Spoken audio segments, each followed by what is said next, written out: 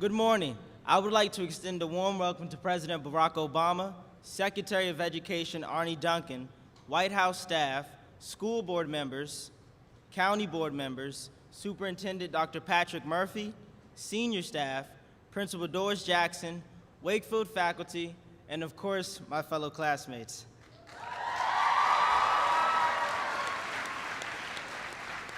I am honored to have been chosen to speak before my classmates, as well as the students across America today. Over the past 3 years, I've taken advantage of every academic, extracurricular, and community opportunity that has been presented to me. As I reflect, a scholar expressed disappointment within my writing and challenged me to do better. Being reassigned to another class wasn't an option. After that experience, I was determined to excel. Therefore, I managed to succeed within the advanced placement class by maintaining focus along with using a setback as constructive energy. As I stand before my peers today, I want you to know that excellent educational opportunities may be handed to us, but as students, we must take responsibility for our future. We may be taught, but we must take ownership of our learning. As senior class president, I encourage all of our freshmen to take advantage of the opportunities that Wakefield High School has to offer. Along with the inspiration I have taken from President Obama, I would not be standing here before you to introduce the President of the United States if I had not been here at Wakefield High School in Arlington, Virginia, pursuing my education. Just as we are fortunate to have President Obama come here to Wakefield today to speak to us, we are also fortunate that after he leaves, we will continue to have the opportunities and support that Wakefield gives to all of us. At this time, it is with great honor and pride that I ask everyone to stand to welcome the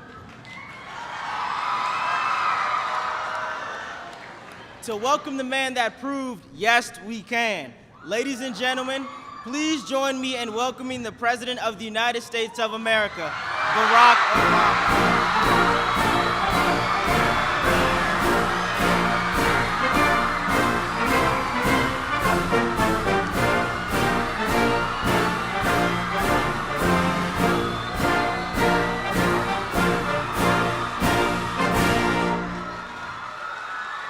Everybody. Thank you. Thank you. Thank you, everybody. All right, everybody go ahead and have a seat. How's everybody doing today? How about Tim Spicer?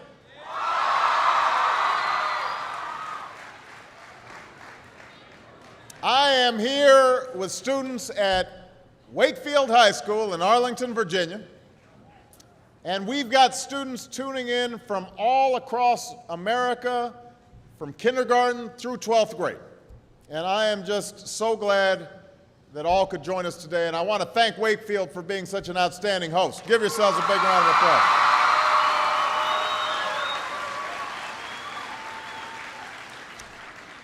Now, I know that for many of you, today is the first day of school.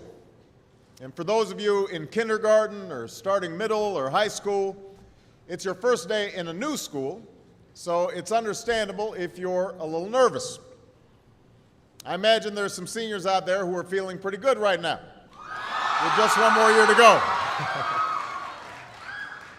And no matter what grade you're in, some of you are probably wishing it were still summer, and you could have stayed in bed just a little bit longer this morning. I know that feeling. When I was young, my family lived overseas. I lived in Indonesia for a few years. And my mother, she didn't have the money to send me where all the American kids went to school. But she thought it was important for me to keep up with an American education. So she decided to teach me extra lessons herself, Monday through Friday.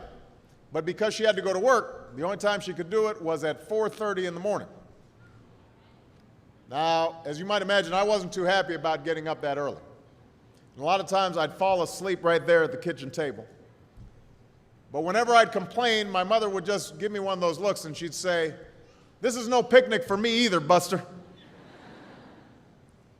So I know that some of you are still adjusting to being back at school, but I'm here today because I have something important to discuss with you. I'm here because I want to talk with you about your education and what's expected of all of you in this new school year. I've given a lot of speeches about education, and I've talked about responsibility a lot. I've talked about teachers' responsibility for inspiring students and pushing you to learn. I've talked about your parents' responsibility for making sure you stay on track and you get your homework done and don't spend every waking hour in front of the TV or with the Xbox.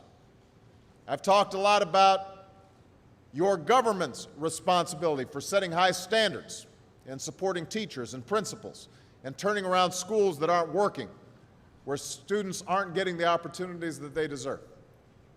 But at the end of the day, we can have the most dedicated teachers, the most supportive parents, the best schools in the world, and none of it will make a difference. None of it will matter unless all of you fulfill your responsibilities. Unless you show up to those schools, unless you pay attention to those teachers, unless you listen to your parents and grandparents and other adults and put in the hard work it takes to succeed. And that's what I want to focus on today, the responsibility each of you has for your education. I want to start with the responsibility you have to yourself. Every single one of you has something that you're good at. Every single one of you has something to offer. And you have a responsibility to yourself to discover what that is. That's the opportunity an education can provide. Maybe you could be a great writer, maybe even good enough to write a book or articles in a newspaper, but you might not know it until you write that English paper, that English class paper that's assigned to you. Maybe you could be an innovator or an inventor, maybe even good enough to come up with the next iPhone or the new medicine or vaccine, but you might not know it until you do your project for your science class. Maybe you could be a mayor or a senator or a Supreme Court justice, but you might not know that until you join student government or the debate team. And no matter what you want to do with your life, I guarantee that you'll need an education to do it. You want to be a doctor or a teacher or a police officer? You want to be a nurse or an architect, a lawyer or a member of our military? You're going to need a good education for every single one of those careers.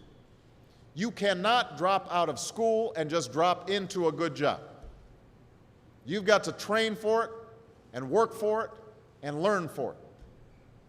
And this isn't just important for your own life and your own future. What you make of your education will decide nothing less than the future of this country. The future of America depends on you. What you're learning in school today will determine whether we as a nation can meet our greatest challenges in the future. You'll need the knowledge and problem-solving skills you learn in science and math to cure diseases like cancer and AIDS, and to develop new energy technologies and protect our environment.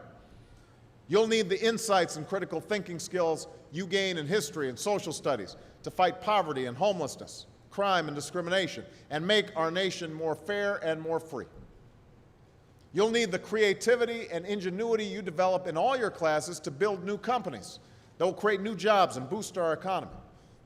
We need every single one of you to develop your talents and your skills and your intellect so you can help us old folks solve our most difficult problems. If you don't do that, if you quit on school, you're not just quitting on yourself, you're quitting on your country.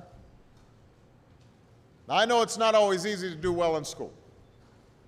I know a lot of you have challenges in your lives right now that can make it hard to focus on your schoolwork. I get it. I know what it's like. My father left my family when I was 2 years old, and I was raised by a single mom who had to work and who struggled at times to pay the bills and wasn't always able to give us the things that other kids had. There were times when I missed having a father in my life. There were times when I was lonely and I felt like I didn't fit in. So I wasn't always as focused as I should have been on school, and I did some things that I'm not proud of, and I got in more trouble than I should have. And my life could have easily taken a turn for the worse. But I was lucky. I got a lot of second chances, and I had the opportunity to go to college and law school and follow my dreams. My wife, our First Lady, Michelle Obama, she has a similar story. Neither of her parents had gone to college, and they didn't have a lot of money. But they worked hard, and she worked hard so that she could go to the best schools in this country. So some of you might not have those advantages. Maybe you don't have adults in your life who give you the support that you need. Maybe someone in your family has lost their job and there's not enough money to go around. Maybe you live in a neighborhood where you don't feel safe or have friends who are pressuring you to do things you know aren't right. But at the end of the day, the circumstances of your life, what you look like, where you come from, how much money you have, what you've got going on at home, none of that is an excuse for neglecting your homework or having a bad attitude in school. That's no excuse for talking back to your teacher or cutting class or dropping out of school. There is no excuse for not trying. Where you are right now doesn't have to determine where you'll end up. No one's written your destiny for you, because here in America, you write your own destiny. You make your own future. That's what young people like you are doing every day all across America. Young people like Jasmine Perez from Roma, Texas. Jasmine didn't speak English when she first started school. Neither of her parents had gone to college, but she worked hard, earned good grades, and got a scholarship to Brown University, as now in graduate school studying public health, on her way to becoming Dr. Jasmine Perez. I'm thinking about Andoni Schultz from Los Altos, California, who's fought brain cancer since he was 3. He's had to endure all sorts of treatments and surgeries, one of which affected his memory, so it took him much longer, hundreds of extra hours, to do his schoolwork. But he never fell behind. He's headed to college this fall. And then there's Chantel Steve from my hometown of Chicago, Illinois. Even when bouncing from foster home to foster home in the toughest neighborhoods in the city, she managed to get a job at a local health care center, start a program to keep young people out of gangs, and she's on track to graduate high school with honors and go on to college. And Jasmine, Andoni, and Chantel aren't any different from any of you. They face challenges in their lives just like you do. In some cases, they've got it a lot worse off than many of you. But they refuse to give up. They chose to take responsibility for their lives, for their education, and set goals for themselves. And I expect all of you to do the same. And that's why today I'm calling on each of you to set your own goals for your education and do everything you can to meet them. Your goal can be something as simple as doing all your homework, paying attention in class, or spending some time each day reading a book. Maybe you'll decide to get involved in an extracurricular activity or volunteer in your community. Maybe you'll decide to stand up for kids who are being teased or bullied because of who they are or how they look. Because you believe, like I do, that all young people deserve a safe environment to study and learn. Maybe you'll decide to take better care of yourself so you can be more ready to learn. And along those lines, by the way, I hope all of you are washing your hands a lot and that you stay home from school when you don't feel well so we can keep people from getting the flu this fall and winter. But whatever you resolve to do, I want you to commit to it. I want you to really work at it. I know that sometimes you get that sense from TV that you can be rich and successful without any hard work, that your ticket to success is through rapping or basketball or being a reality TV star. Chances are you're not going to be any of those things. The truth is, being successful is hard.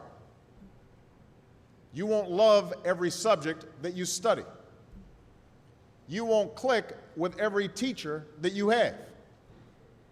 Not every homework assignment will seem completely relevant to your life right at this minute. And you won't necessarily succeed at everything the first time you try. That's okay. Some of the most successful people in the world are the ones who've had the most failures. J.K. Rowling, who wrote Harry Potter, her first Harry Potter book was rejected 12 times before it was finally published. Michael Jordan was cut from his high school basketball team. He lost hundreds of games and missed thousands of shots during his career. But he once said, "I have failed over and over and over again in my life, and that's why I succeed." These people succeeded because they understood that you can't let your failures define you. You have to let your failures teach you. You have to let them show you what to do differently the next time. So if you get into trouble, that doesn't mean you're a troublemaker. It means you need to try harder to act right. If you get a bad grade, that doesn't mean you're stupid. It just means you need to spend more time studying. No one's born being good at all things. You become good at things through hard work. You're not a varsity athlete the first time you play a new sport. You don't hit every note the first time you sing a song. You've got to practice. The same principle applies to your schoolwork. You might have to do a math problem a few times before you get it right. You might have to read something a few times before you understand it. You definitely have to do a few drafts of a paper before it's good enough to hand in. Don't be afraid to ask questions. Don't be afraid to ask for help when you need it. I do that every day. Asking for help isn't a sign of weakness, it's a sign of strength, because it shows you have the courage to admit when you don't know something, and that then allows you to learn something new. So find an adult that you trust, a parent, a grandparent, or a teacher, a coach, or a counselor, and ask them to help you stay on track to meet your goals. And even when you're struggling, even when you're discouraged, and you feel like other people have given up on you, don't ever give up on yourself. Because when you give up on yourself, you give up on your country. The story of America isn't about people who quit when things got tough. It's about people who kept going, who tried harder, who loved their country too much to do anything less than their best. It's the story of students who sat where you sit 250 years ago and went on to wage a revolution, and they founded this nation. Young people. Students who sat where you sit 75 years ago, who overcame a depression and won a world war, who fought for civil rights and put a man on the moon. Students who sat where you sit 20 years ago, who founded Google and Twitter and Facebook and changed the way we communicate with each other. So today, I want to ask all of you, what's your contribution going to be? What problems are you going to solve? What discoveries will you make? What will a president who comes here in 20 or 50 or 100 years say about what all of you did for this country? You know, your families, your teachers, and I are doing everything we can to make sure you have the education you need to answer these questions. I'm working hard to fix up your classrooms and get you the books and the equipment and the computers you need to learn. But you've got to do your part too. So I expect all of you to get serious this year. I expect you to put your best effort into everything you do. I expect great things from each of you. So don't let us down. Don't let your family down or your country down. Most of all, don't let yourself down. Make us all proud. Thank you very much, everybody. God bless you. God bless America. Thank you.